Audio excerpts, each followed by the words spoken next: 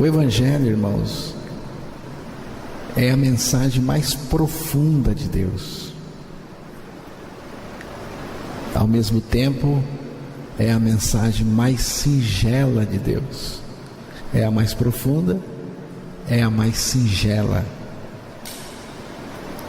E é a mais difícil de ser compreendida. As pessoas não gostam do Evangelho. Jesus disse que se faz violência ao reino dos céus, que você se aproxima do reino com violência, e que se pega o reino de Deus com força. Essa violência, irmãos, essa força não é a violência da natureza humana, da ira humana. Não é essa violência. Você sabe que violência é essa? É justamente a violência daquela pessoa que está morrendo afogada. Aí você se aproxima e ela pega em você. Pronto. Ela pega em você com tanta violência, garra com tanta fúria. É isso que Jesus está dizendo. Que ela não larga você jamais.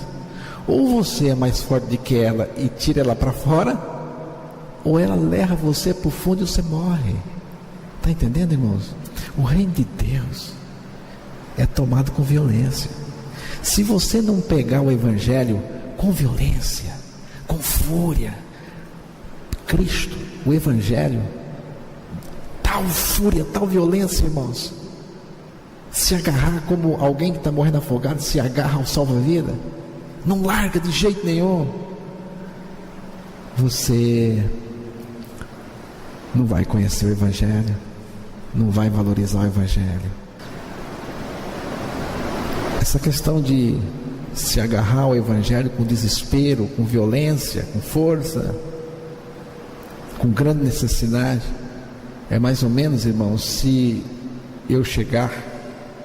eu me aproximar do homem mais rico do mundo, que é o mexicano, Carlos Slim. Ele tem,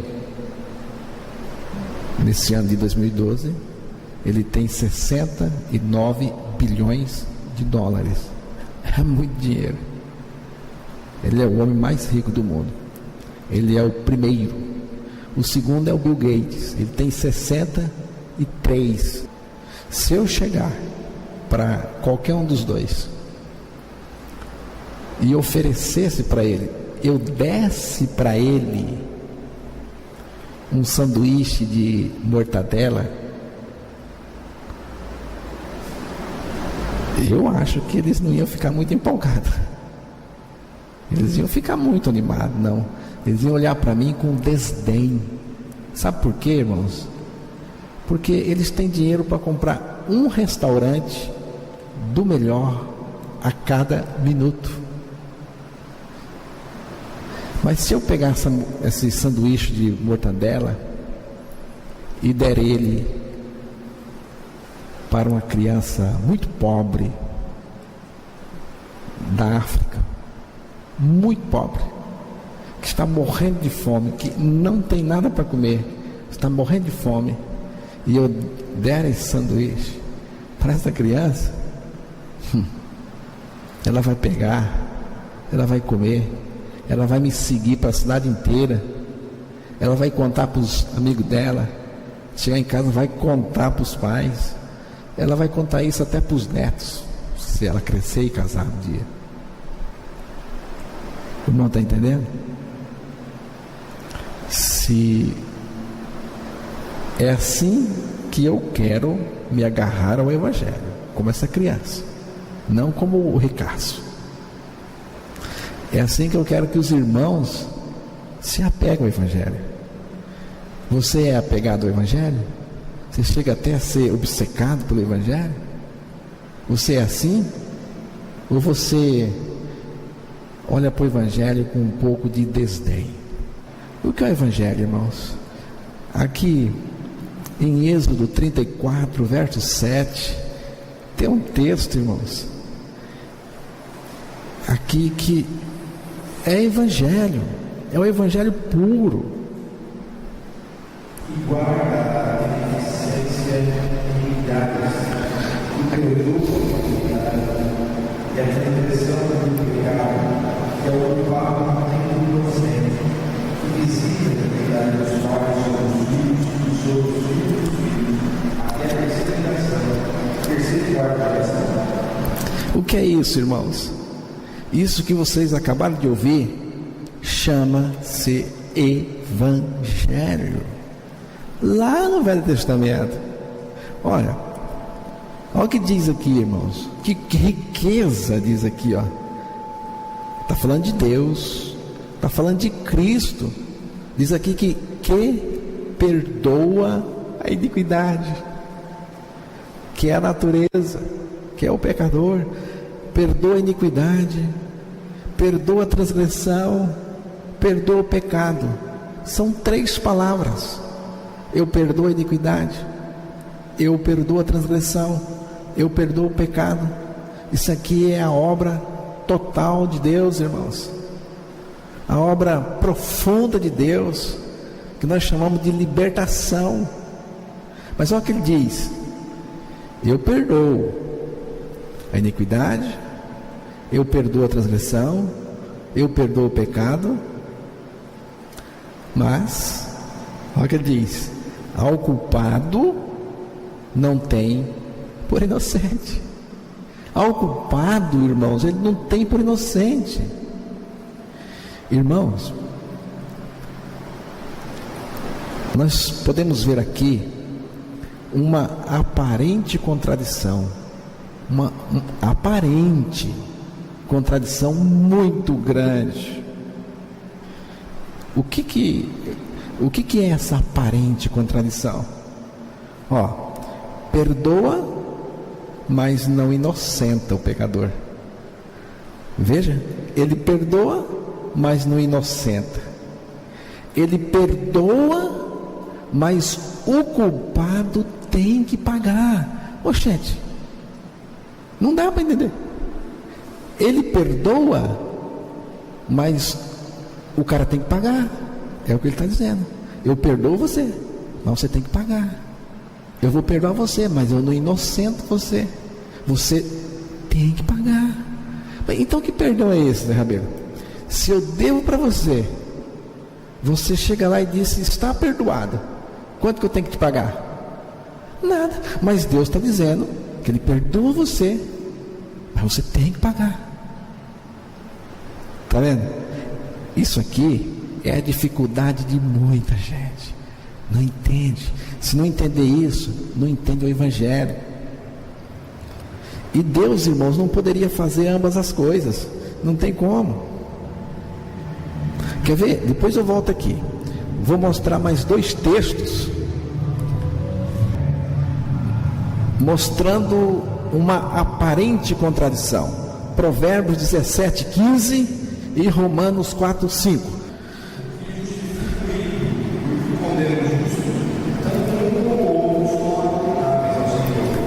Agora Romanos 4:5.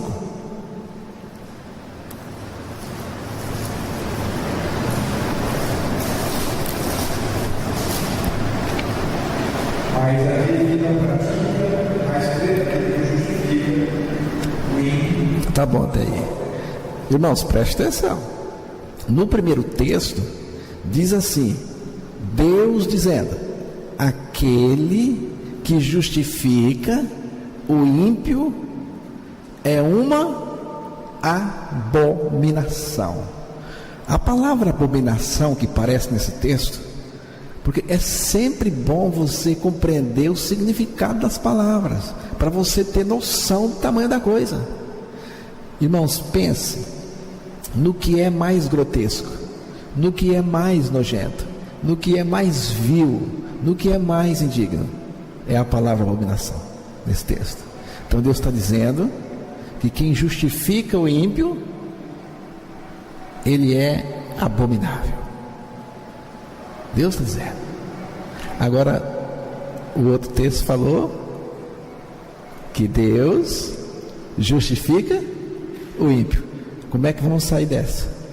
Aqui que o pessoal bate cabeça. Se Deus justificar o ímpio, ele é abominável. Deus é santo. Como santo, ele não pode convocar o pecador para ter comunhão com ele. Se ele o fizer, deixe de ser santo. Como justo, ele não pode justificar, perdoar o ímpio, porque se o fizer, deixa de ser justo. Então, como é que faz? É aqui que está a beleza do Evangelho, irmãos. A beleza da sabedoria de Deus. Como é que Deus resolveu isso? Veja bem, Jesus morreu por mim, é o seu amor. Ele morrendo por você, é o amor dele. Mas Jesus nos levou a morrer com ele, é a sua justiça. Ele me fez morrer com ele, justamente porque ele não poderia me inocentar. Entenderam? Jesus foi lá na cruz por você. Isso é amor. Mas Deus fez você morrer nele porque te atraiu, justamente porque não poderia te inocentar. Se Jesus só morresse por você, você continuaria culpado, iria para o inferno. Mas Deus, veja o que Deus fez, irmãos. Isso é o Evangelho. Deus colocou o Filho dele na cruz, é o seu amor. Deus colocou você em Cristo, é a sua justiça. Deus colocou seu Filho para morrer por mim, colocou você para morrer no seu Filho. Dessa maneira, Ele pode perdoar o ímpio, justificar o ímpio e perdoar a iniquidade, a transgressão e a culpa. Mas Ele tem que fazer você morrer. É o Evangelho, irmãos. É o Evangelho. Coisa maravilhosa é essa aqui, o Evangelho de Deus. Aí alguém pode dizer: estou justificado, morri, estou livre do pecado. Mas alguém vai dizer assim: mas eu sou fraco. A fraqueza é o Evangelho, mostrar para os irmãos. Mas alguém entende errado esse negócio de fraqueza. Ele diz assim: mas eu sou fraco. Já ouvi isso de muitos. Aqui mesmo na igreja, no passado, tinha um irmão que toda besteira que fazia, ele dizia que era porque ele era fraco. Eu sou fraco. Eu sou fraco. Por isso é que eu fiz isso. E Deus, então, Ele olha a minha fraqueza com simpatia e com perdão. Não, irmãos.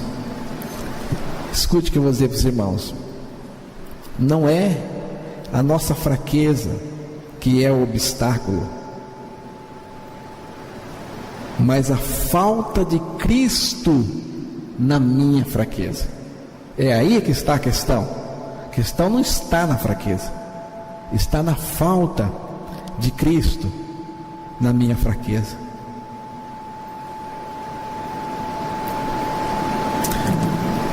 Você é fraco? Você é fraco. Maravilha. Ótimo.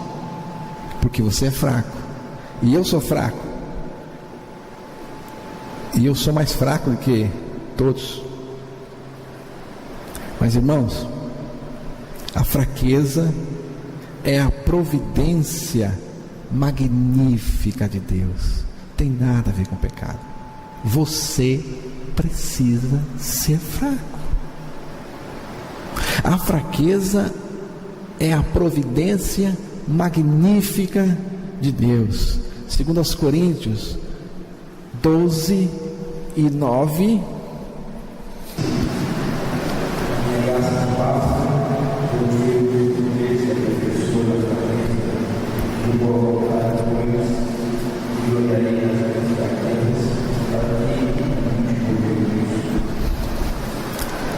Não entendeu?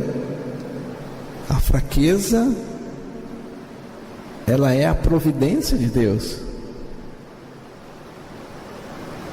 A fraqueza, irmãos, é que traz o poder de Cristo em mim, é que traz Cristo para mim, a vida de Cristo para mim, é a fraqueza.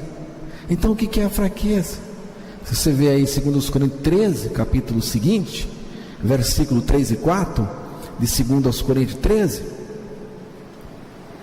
diz que buscais uma prova que Cristo fala aqui, o qual é fraco para convosco, tem que ser poderoso de vós, porque ainda que foi justificado por fraqueza, ele contudo pelo poder de Deus, porque nós também somos fracos nele, mas viveremos com ele pelo poder de Deus em vós. Então, esse texto está dizendo que Jesus morreu em fraqueza, contudo vive pelo poder de Deus, e diz também que nós somos fracos nele. Está vendo, irmãos? É atração quando nós fomos colocados em Cristo para experimentar a fraqueza da morte, da crucificação. Fraco nesse texto significa morto. Mais fraco do que um morto não existe, irmãos. Então, quando nós estamos mortos com Cristo, nós estamos experimentando o último grau de fraqueza, e é nesse ponto da nossa fraqueza que o poder de Cristo se manifesta, irmãos, e que Cristo se manifesta, a vida de Cristo se manifesta, e nós tornamos mais forte do que tudo que existe, por causa dele, por causa de Jesus que está vivendo em nós. Como eu disse para os irmãos, de um lado, irmãos, o Evangelho é a mensagem mais profunda de Deus. Do outro lado, é a mensagem mais singela que existe. E é a mensagem muito difícil de entender. Por isso que as pessoas são assim. Louvado seja Deus por vocês. Estão aqui porque entenderam o Evangelho. Mas são pouquíssimas pessoas que entendem o Evangelho. O Evangelho só pode ser compreendido se Deus revelar, por mais singelo que seja. Efésios 3:8. Preste bem atenção nesse texto que vai ser lido agora. Nós podemos ler esse texto nas duas versões. Todos os santos, e foi dada essa graça de mostrar aos gentios, por meio do Evangelho, as riquezas incompreensíveis. Irmãos, preste atenção. Aqui diz assim, ó: por meio do Evangelho, as riquezas incompreensíveis de Cristo. Irmãos, esse texto está dizendo para nós que o Evangelho é incompreensível. Estão entendendo, irmãos? Como é que diz a outra versão?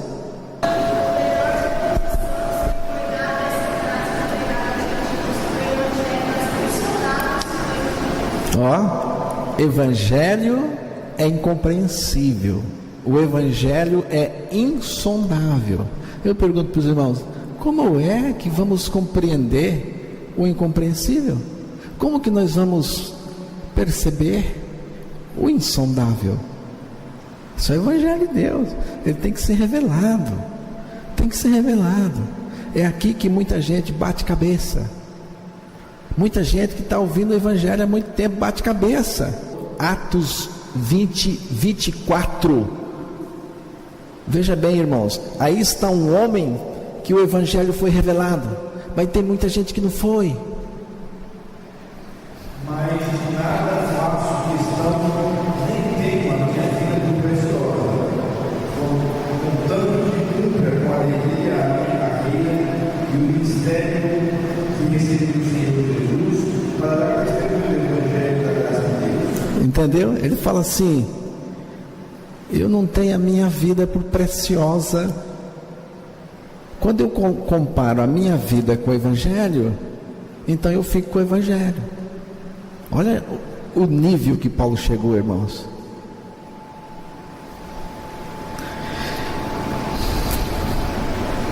Irmãos, o Evangelho, ele é diferente de tudo.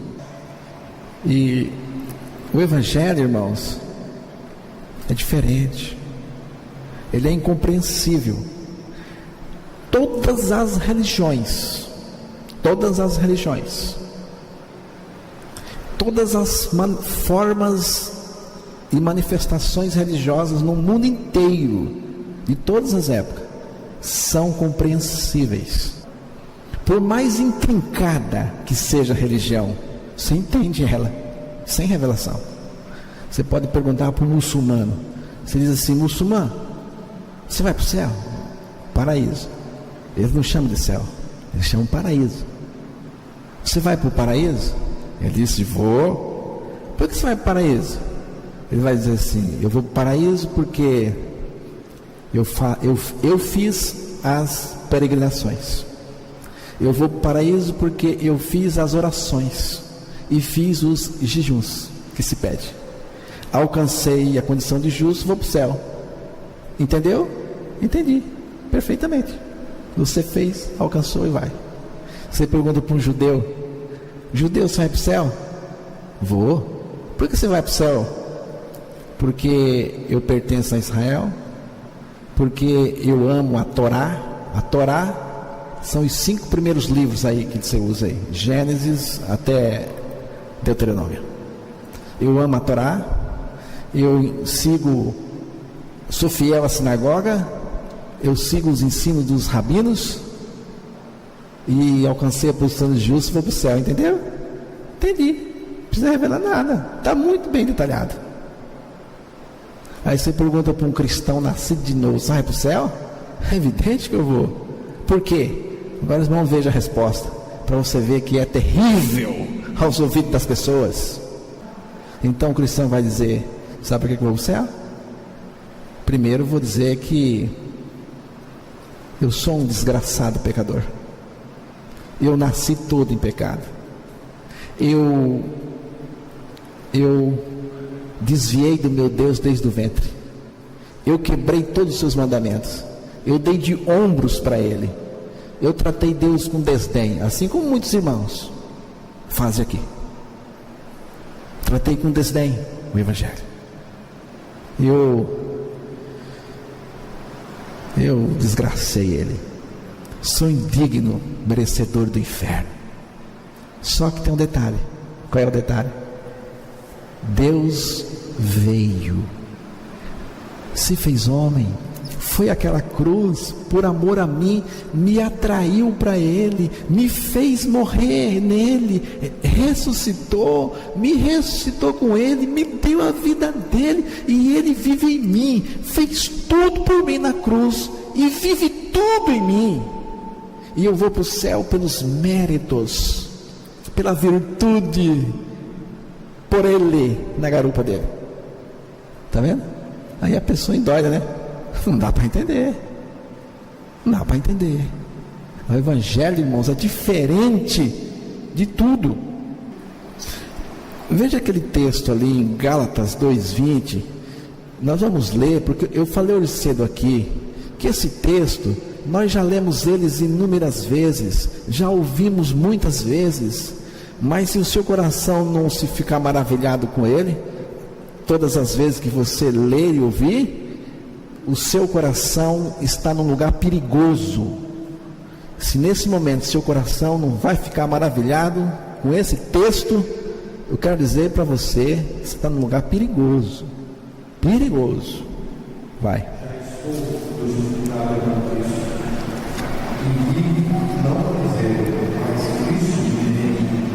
E a vida da glória da carne, viva pela fé de Deus, como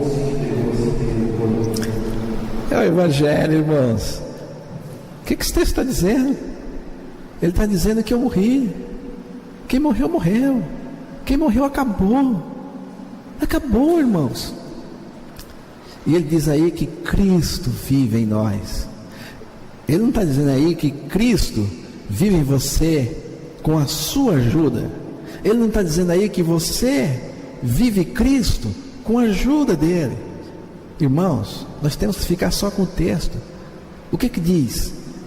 Aí diz exatamente que ele vive em nós, cumpre tudo em nós, faz tudo por nós, ele fará por nós. Isso que ele está dizendo nesse texto aí. Irmãos, não é que o Evangelho não tem leis.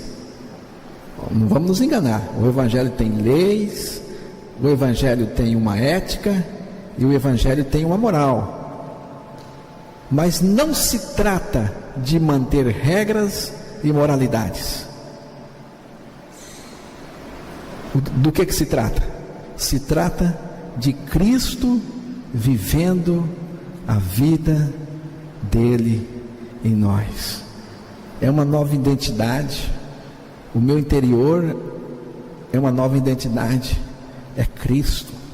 É Cristo. Eu gosto muito desse texto aqui de Romanos 13, 8. De 8 a 10. Eu estava lendo esse texto hoje à tarde, irmãos. Eu estava assim, mas puxa vida, Senhor, é o Evangelho puro. Irmãos, em qualquer texto que você lê, se você não enxergar o Evangelho, irmãos, olha só, escute o que eu vou dizer aqui. Daqui para o final do ano, eu vou fazer um estudo sobre os fins dos tempos. Só por causa de uma bestice que tem aí, que o mundo vai acabar em dia 12 de dezembro. Eu vou fazer um estudo para os irmãos, mostrando o novo nascimento, e mostrar para vocês que, para o mundo acabar, nós temos, ainda falta pelo menos 1007 anos. Para o mundo acabar. Tá?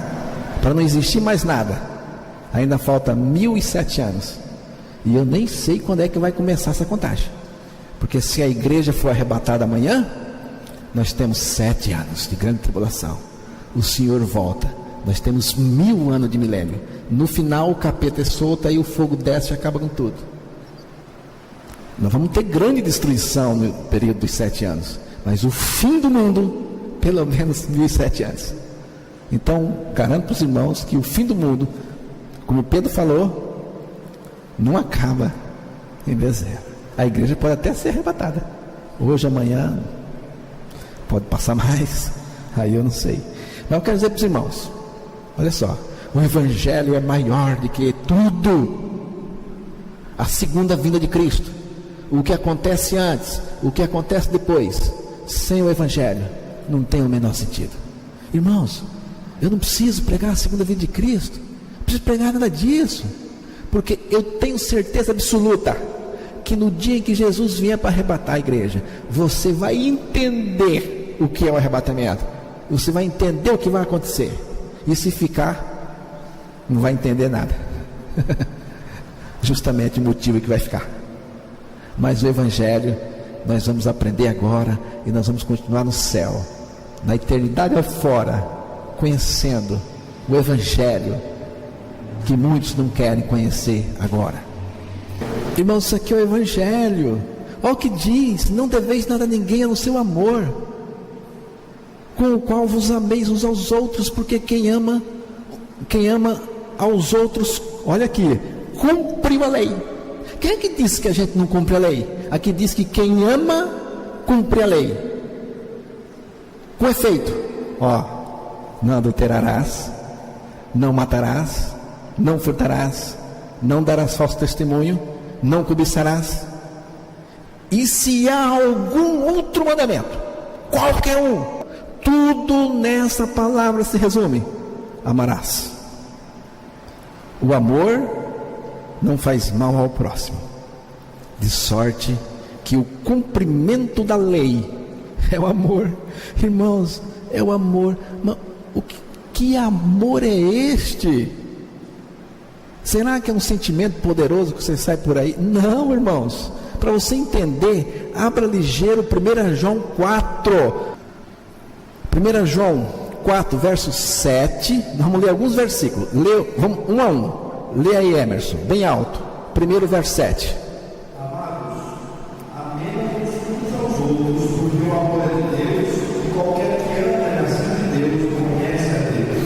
prestou atenção? O amor, aquele que cumpre toda a lei, que cumpre todo mandamento, toda palavra, esse amor não é seu, esse amor é de Deus. Como diz outra versão, esse amor procede de Deus e não de você, procede de Deus. E quem ama é nascido de Deus, é nascido de novo. E o verso 8: aquele que não ama não conhece a Deus, Deus é amor. Ó, Deus é amor. Começamos a entender melhor. Esse amor vai ter que vir de Deus mesmo. 9. Nisto se manifestou o amor de Deus para conosco, que Deus enviou seu Filho unigênito ao mundo para que por ele vivamos. 10. Nisto está o amor, não em que nós tenhamos amado a Deus, mas em que Ele nos amou a nós e enviou seu Filho para a propiciação pelo nosso pecado. 11. Deus assim nos amou, também nós devemos amar aos outros. 12. Ninguém jamais viu a Deus. Se nos amamos aos outros, Deus está em nós. Para. Se nos amamos uns aos outros, vírgula, né? Deus está ao seu lado, é isso? Deus está lhe ensinando a amar, é isso, irmãos? Aqui diz que Deus está em nós. Você precisa entender que esse amor é Deus em nós, e em nós é perfeito o amor de Deus. Em nós o amor de Deus se manifesta de maneira perfeita. Olha o 13.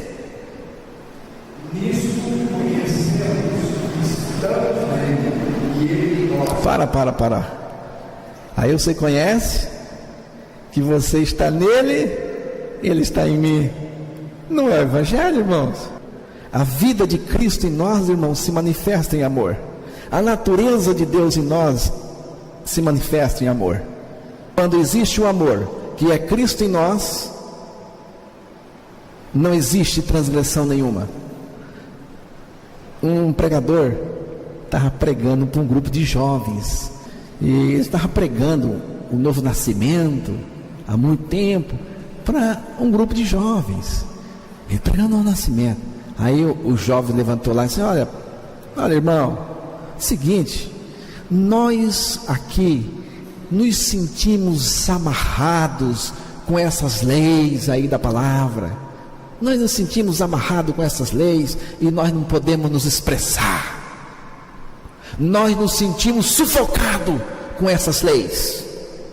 Aí aquele irmão, Deus deu sabedoria ao irmão, e ele falou assim: jovens,